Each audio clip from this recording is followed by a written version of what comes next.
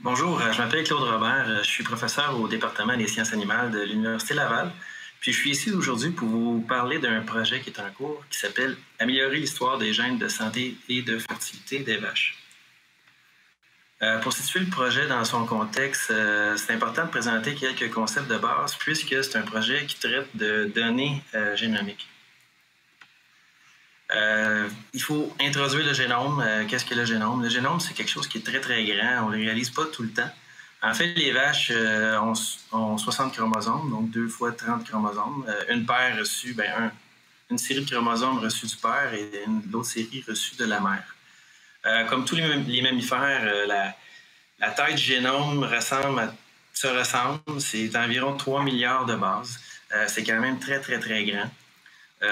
Au niveau des polymorphismes qui nous intéressent, en fait, les différences au niveau de la séquence d'ADN qui nous intéressent dans le projet, c'est surtout ceux qu'on appelle les SNP. Je vais y revenir plus tard. Mais dans le fond, un SNP, c'est une substitution d'une base par une autre base. Dans le fond, l'ADN, c'est fait de 4 lettres, A, T, G ou C. Dans le fond, c'est une succession de mots qui sont écrits avec ces 4 lettres-là. Puis dans le fond, lorsqu'on compare deux brins d'ADN, bien, ça arrive parfois qu'on n'a pas les mêmes lettres au même endroit. Donc, ces différences-là, c'est ce qu'on appelle des SNP. Ce qu'il faut savoir aussi, c'est que les génomes sont très, très grands, mais aussi ne codent pas dans leur ensemble pour les protéines. En fait, c'est l'inverse. Une grande partie des génomes n'est pas codant. Dans le fond, une grande partie des génomes contient, comme dans le cas ici du génome humain, près de la moitié de nos génomes sont composés de vestiges de virus, des régions répétées un peu partout dans le génome. Les génomes de mammifères contiennent entre 22 et 23 000 gènes. C'est pas encore très bien caractérisé, mais grosso modo, alentour de 22 000 gènes, on ne se trompera pas. Donc, ces gènes-là, c'est quoi? Bien, dans le fond, c'est le code qui va permettre de produire une protéine.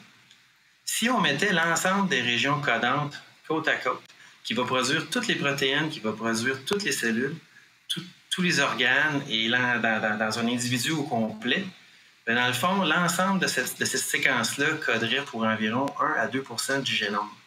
Ça correspondrait, dans le fond, si on prend la longueur du génome comme étant la ligne noire ici en bas, ça correspondrait ici au point orange. Donc, dans l'ensemble de notre génome, il y a une très petite part qui est utilisée pour produire l'ensemble des protéines. Lorsqu'on parle de génomique, on parle de génotypage. Dans le fond, on va chercher l'information correspondant à ces fameux nucléotides-là. Dans le fond, on se demande à cette position-ci, au début, quel nucléotide j'ai? Est-ce que c'est un A? Est-ce que c'est un G? Puis, les plateformes de génotypage qui ont été développées pour la génomique, dans le fond, n'ont pas été développées, comme les gens le pensent souvent, en se basant sur de l'information connue, donc en se basant pour associer les séquences avec les performances des animaux. En fait, les gens ont choisi des séquences qui étaient différentes entre deux brins d'ADN à espace régulier partout dans le génome. Donc, c'est pas vrai que ces marqueurs-là sont connus pour être associés à des caractéristiques particulières. C'est, dans le fond, une façon de décrire un génome dans son ensemble, un peu comme un code barre qu'on trouve sur les items à l'épicerie. Donc, chaque animal a reçu une copie de génome de son père et une autre de sa mère. Il peut avoir reçu à certains endroits 2 fois la même copie. Et à d'autres endroits, il peut avoir aussi reçu 2 fois des copies, en fait 2 copies différentes. C'est ce qu'on voit ici pour les caractères de santé et les caractères de fertilité. C'est ce qui nous intéresse, en fait, c'est de comprendre, en fait, est-ce que c'est bien d'avoir reçu 2 copies ou c'est mieux d'avoir reçu 2 copies différentes? C'est ce qu'on voit ici. Donc, il y a 3 combinaisons génétiques possibles pour chaque endroit dans le génome. On peut être porteur, dans ce cas-ci, de 2 allèles rouges, donc c'est un homozygote rouge, ou ici, d'avoir 2 allèles bleus, d'être un homozygote d'allèles bleus. L'hétérozygote, c'est celui qui est porteur de chacun des 2 allèles. Dans tous les systèmes d'évaluation génétique, que ce soit traditionnel ou que ce soit via la génomique, c'est un système linéaire qui est utilisé. Le système linéaire, comment ça fonctionne? C'est que dans le fond, il prend pour acquis qu'il y a un des génotypes, dans ce cas-ci, un des types d'homozygote, on va dire que c'est le rouge-rouge, qui est le moins bon. À l'inverse, celui qui est porteur de 2 allèles bleus, c'est le meilleur. Puis celui qui est porteur d'un allèle de chaque type, ben dans le fond, il est intermédiaire, il se ramasse à être performant à mi-chemin entre les 2 homozygotes. Donc, est-ce que cette situation-là est valide pour l'ensemble de tous les caractères? Ben dans le fond, toutes les situations que vous pouvez imaginer existent. Est-ce que c'est possible que parfois, il y a des porteurs de 2 allèles différents qui sont meilleurs que 2 homozygotes? Oui, c'est vrai.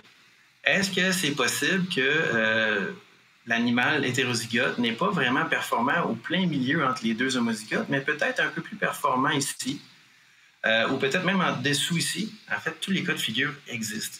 Sauf que les modèles mathématiques qu'on utilise, dans le fond, prennent pour acquis que le système fonctionne comme ça pour tout le monde.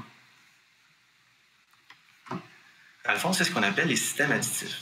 Donc, ce qu'il faut comprendre, c'est que, dans le fond, lorsqu'on fait les évaluations génétiques, génomiques, présentement, bien, on calcule l'effet d'une partie de la contribution génétique. C'est ce qu'on voit ici. Dans le fond, cette contribution additive-là fait partie des évaluations génétiques traditionnelles et génomiques.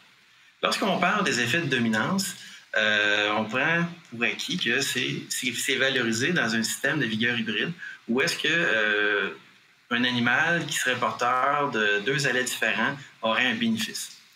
Il existe d'autres types d'interactions qui sont des interactions complexes en différentes régions dans le génome qu'on comprend encore très, très, très mal puis qu'on ne prend pas en considération parce qu'on n'est pas capable de les estimer. On n'est pas capable d'estimer l'impact, la valeur de ces contributions-là. Donc, on prend pour acquis qu'on est capable d'estimer ce qu'on est capable de calculer. Donc, c'est les contributions additives. Je vous ramène cette diapo-là pour vous présenter que dans un système additif, ce que ça fait, c'est que dans le fond, ça veut dire que le porteur de 2 fois le même allèle, donc le meilleur des allèles, c'est lui qui va performer le mieux. Donc, à terme, si on sélectionne, et on sélectionne pour tous les caractères dans un système additif, on pourrait s'attendre à ce que l'ensemble du génome finisse par se ressembler autant du père que de la mère, parce qu'en réalité, on a sélectionné pour des individus qui étaient les plus performants, et dans ce cas-ci, c'est un homozygote qui est le plus performant. Donc, ça veut dire qu'à terme, on pourrait penser qu'on pourrait homogénéiser le génome en ajoutant, comme dans ce cas-ci, on a rajouté un allèle rose pour les 2 côtés. Et ici, on va le voir, un allèle noir pour un caractère ou un gène qui est impliqué dans la fertilité.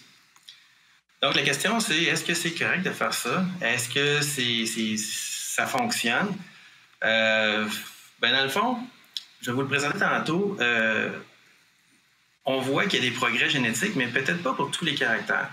Puis ce qu'on voit, c'est qu'au niveau du progrès génétique, pour estimer ce serait quoi la contribution des interactions de type additif dans l'ensemble des performances, on peut un peu se baser sur l'héritabilité des caractères.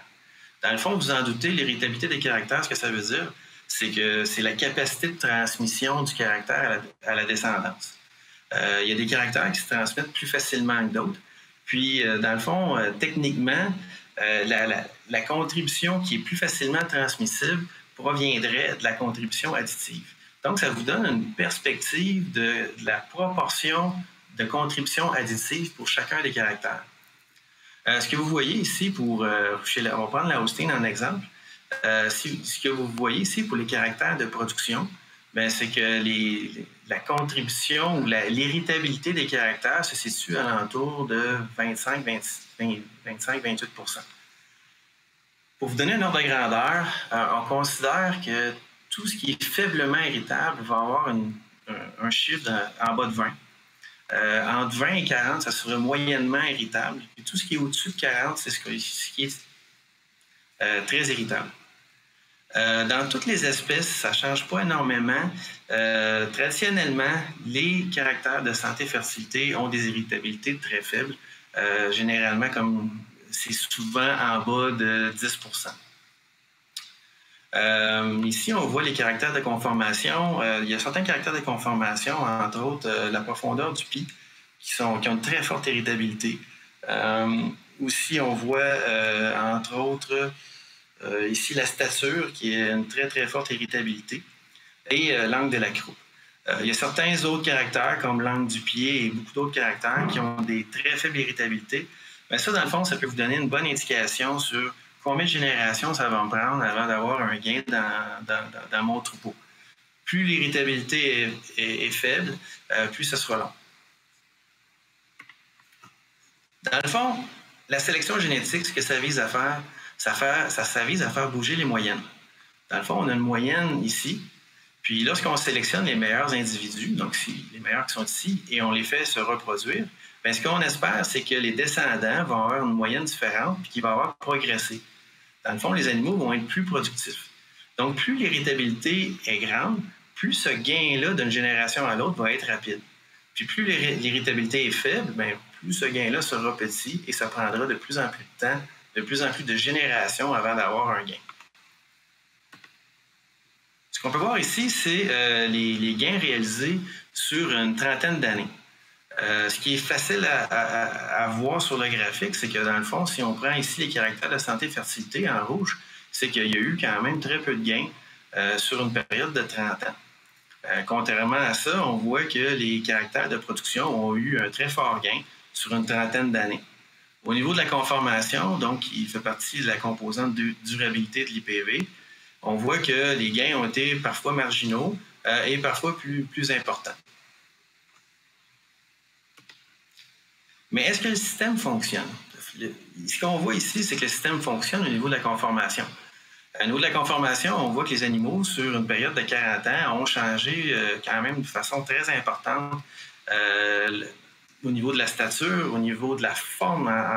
Les animaux, donc, ont eu une bonne réponse au niveau de la sélection. Ça a tout été fait avec la sélection traditionnelle. Est-ce que, l'autre question qui se pose souvent, est-ce que les animaux sont arrivés à un plafond? Ici, c'est un exemple extrême où est-ce qu'on voit que les animaux sont capables encore de produire énormément. Donc, on n'est pas rendu à un plafond, donc ça veut dire qu'on est encore capable d'améliorer les animaux, ce qui est une bonne chose. Puis là, bien, l'idée, c'est de savoir est-ce qu'on fonctionne de la bonne façon pour tous les caractères. Comme vous le savez, traditionnellement, on ne connaissait pas ici la boîte noire, l'information sur les gènes. C'est correct, ça fonctionnait pareil. On sélectionnait les meilleurs individus, et les meilleurs individus au niveau des performances, c'est eux qui transmettaient une partie de ce gain-là à la génération suivante. Maintenant que la génomique, comme je vous ai présenté, on ne sélectionne pas des gènes en particulier, mais on sélectionne un code barre qui est associé à des animaux les plus performants. Le système n'est pas tellement différent. Ce qui change, en fait, c'est qu'aujourd'hui, ce qu'on fait, c'est qu'on fait du génotypage. Donc, on décrit le génome à partir des fameux SNP que j'ai présentés tout à l'heure. Donc, comme je vous ai présenté, un SNP, c'est quoi? Bien, dans le fond, si on compare des séquences d'ADN, ce qu'on se rend compte, c'est que c'est une composition ici, la base est différente d'un individu à l'autre. Donc, c'est ce qu'on appelle le fameux SNP. Les puces de génotypage adressent environ 50 000 de ces SNP-là dans l'ensemble du génome des vaches. Donc, ça génère le fameux code barre. Puis, ce fameux code barre-là, bien, on l'associe, dans ce cas-ci, plus la chaudière de lait est grosse, plus la vache est productive. Donc, l'idée, c'est qu'on compare, en fait, les performances avec le fameux code barre. Puis, lorsqu'on a des animaux dont on ne sait pas la performance, entre autres des veaux, bien, à ce moment-là, ou même des embryons, on peut prendre des biopsies, chercher de l'ADN, générer le code barre, puis ensuite, en comparant les codes barres, de déterminer si cet animal-là a un potentiel de générer une grosse chaudière ou une plus petite chaudière. C'est de l'information qui est disponible en ce sens qu'on voit ici, en 2017, il a été présenté qu'au Canada, on a environ 2 millions d'animaux qui ont été génotypés. Ça représente des données incroyables. C'est une base de données qui est tout à fait phénoménale. Donc, j'en arrive au projet. Le projet en cours découle d'un premier projet qu'on avait fait, qui avait été financé par Novalet, le CRIBIC, le FRQNT et le CRSNG, qui visait à déterminer est-ce qu'on est capable d'utiliser la génomique pour essayer d'améliorer les caractères de santé-fertilité. À partir des résultats qu'on a eus dans le premier projet, bien, le projet qui est en cours, c'est d'accroître en fait la quantité de données pour déterminer si ce projet pilote-là, qui avait été fait à petite échelle, va fonctionner pour l'ensemble du cheptel national des vaches au Canada. Puis la raison pour laquelle on s'intéresse au caractère de la santé et fertilité, c'est qu'on sait qu'il y a une certaine homogénéité qui a lieu au niveau de la population. On sait, entre autres, que c'est influencé par le processus de sélection, mais aussi au niveau de la consanguinité. Vous le savez, la consanguinité, ici on le voit chez la Holstein, la moyenne est à 8,13. Si on prend une race qui est connue pour être plus consanguine que les autres, en fait, la canadienne est à 9,16. Mais ce qui est peut-être préoccupant, c'est de voir en fait que l'accroissement annuel est de 0,25 du côté de la Holstein. On le voit bien ici sur le graphique. Ici, vous voyez l'accroissement de la consanguinité depuis les années 70 jusqu'à 2019. Puis on voit ici qu'il y a quand même des accroissements qui sont plus rapides que d'autres. Ces accroissements ici plus rapides dans les années 90 sont associés aux fils de Starbuck qui ont été très utilisés. La petite bosse ici, c'est surtout Goldwyn. Puis ici, à partir de 2009, c'est l'arrivée de la génomique. Puis là, on voit que si vous regardez ici les gains annuels qui ont été faits, bien, on voit qu'on est dans une croissance quand même importante. Même dans les 2-3 dernières années, je pourrais même dire qu'il y a eu un changement, puis c'est encore plus élevé. Donc, traditionnellement, il y a des taureaux vedettes qui prennent la place.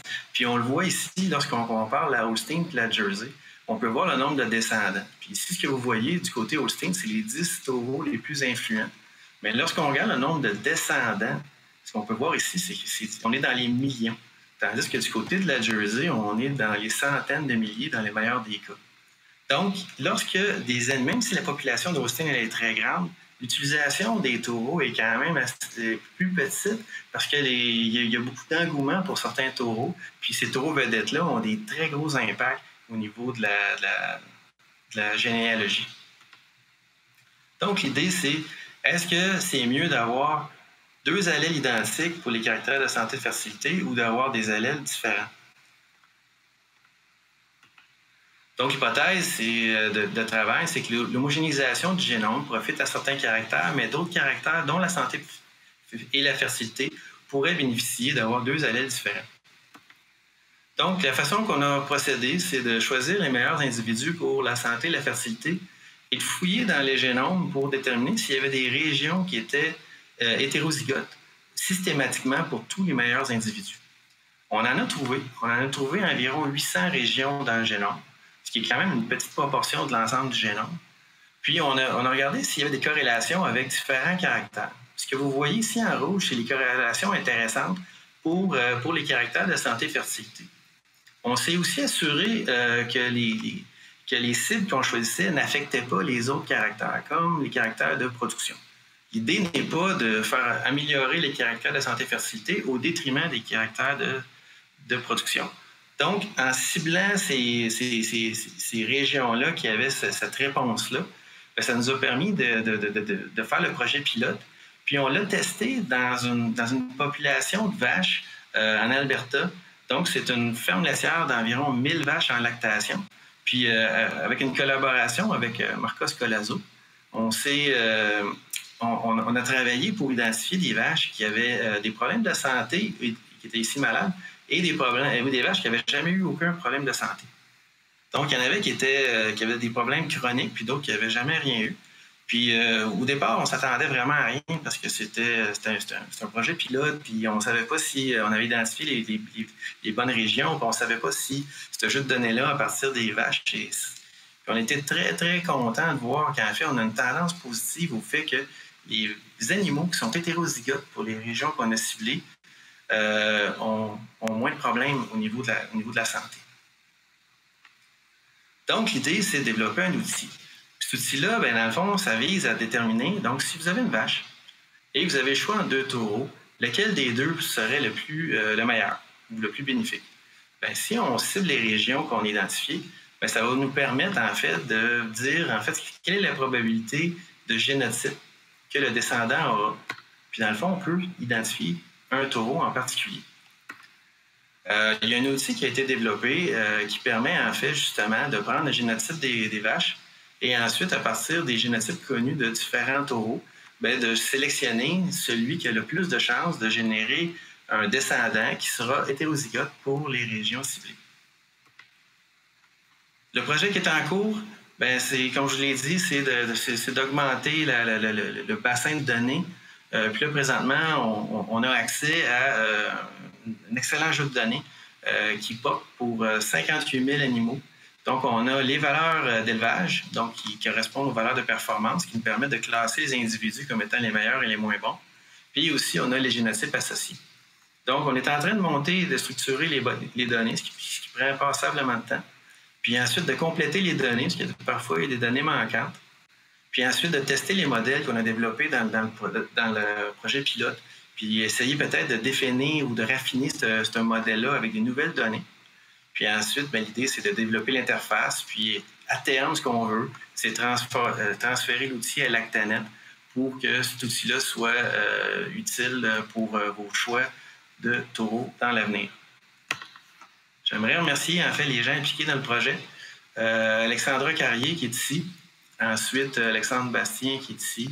Et finalement, Julien Prunier. Et évidemment, les partenaires financiers sans lesquels on ne pourrait pas faire le projet, dont Novalet qui nous a épaulés pour les 2 projets. Donc, merci beaucoup.